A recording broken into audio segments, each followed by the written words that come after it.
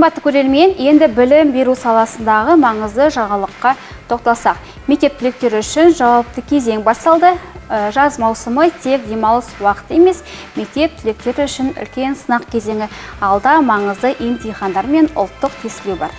Да, для выпускников впереди самый ответственный момент – выпускные экзамены и НТ. А для многих это большой шаг в будущей профессии.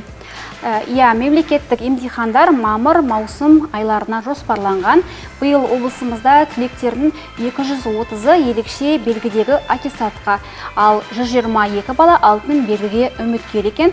Былтыр 178 солтүстік қазақстандық мектеп түлегі ерекше үлгідегі аттестат алған болатын, ал алтын белгіні 84 оқушы ақтап шықты. В этом году в регионе 11 класс оканчивают 3642 ученика. Из них 2187 выпускники сельских школ, остальные учащиеся школ Петропавловска. Ал жазғы ұлттық бірыңғай тестілеуге тіркеу 12 сәуір мен 25 сәуір аралығында болмақ. Оған облыстың 2888 түлегі қатысуға ниет білдірді. Бұл мектеп бітірушілердің 79%.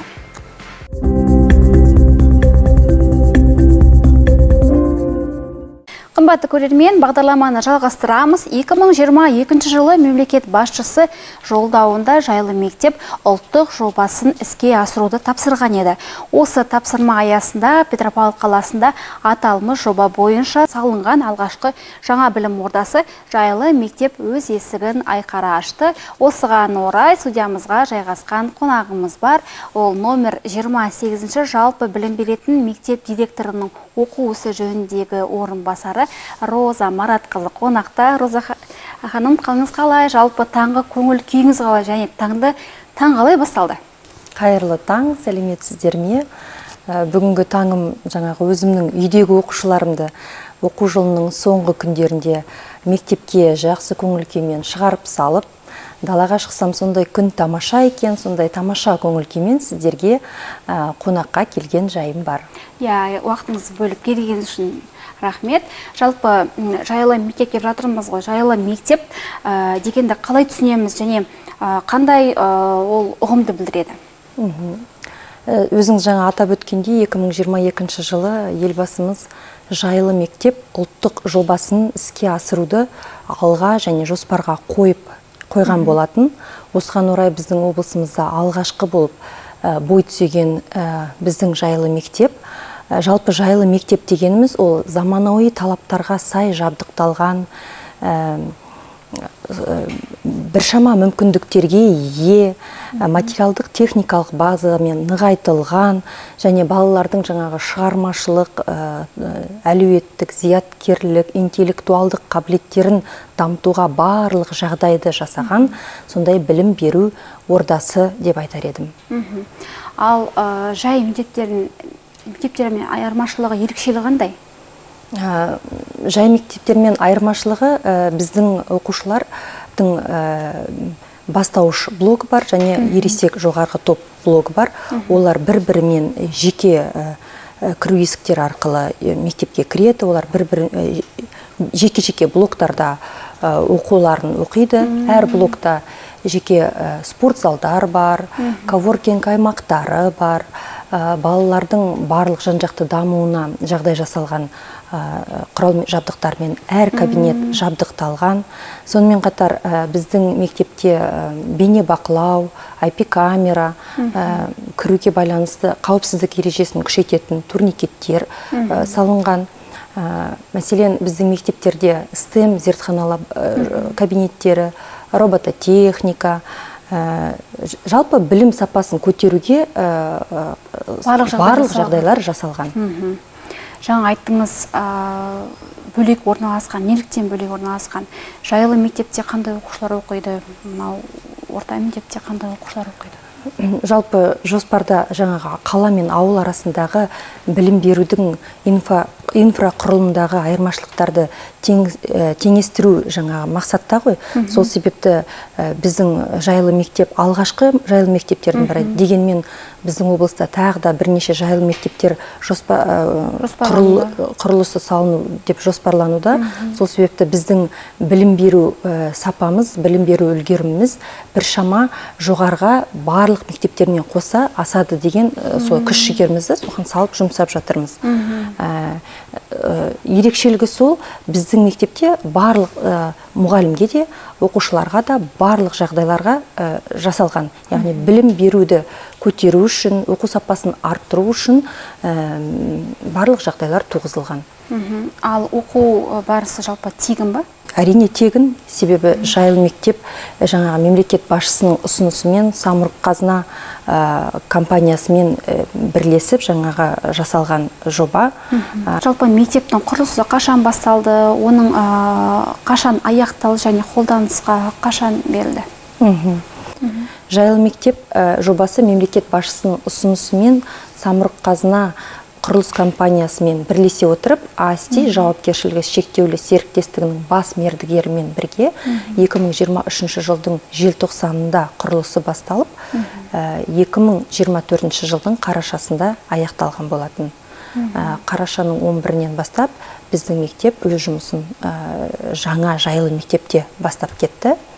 Қазіргі уақытта педагогтермен толық қамтылған, оқушылар саны жеткілікті деуге болады. Ал қанша орын және қандай кабинеттер, материалдық техникалық жабдықтау қалай жалпы? Жалпы біздің мектебіміз 600 орынға шақталған. Бүгінгі таңда біздің мектепте 457 оқушы, сонымен қатар мектеп алды даярлық тобында 2 сынып жинағы білім алып жатыр.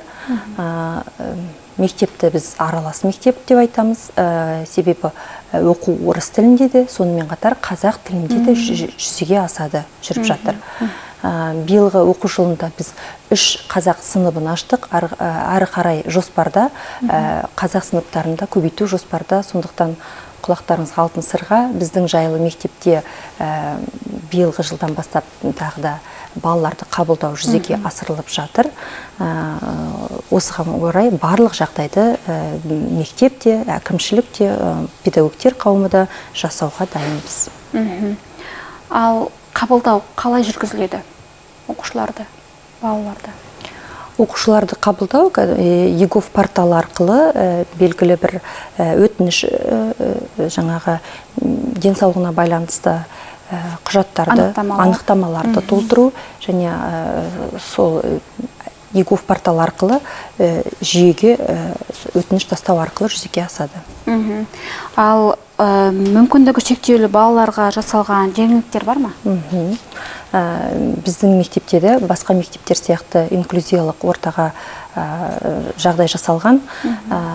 Жалпы мектепте логопед, дефектолог, психолог мамандары жұмыс атқарады. Сонымен қатар сенсорлық бөлме, түрлік демалыс, балалардың психологиялық ахуалын қолайлы ету үшін түрлі коворкинг орындары бар.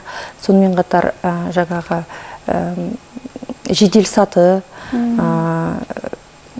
робототехника кабинеттері, балалардың әрбір балаға арналған педагог ассистенттер жұмыс жасайды. Әр сыныпта белгілі бір проценттік шамаға сай 1-2 баладан жалпы талап бойынша оқытылуы тиіс. Біздің мектептің кейбір сыныптарында да осындай ерекше білім беру қажеттіліктері бар балалар оқиды. Олармен әрқайсымен педагог ассистенттер жұмыс жасайды.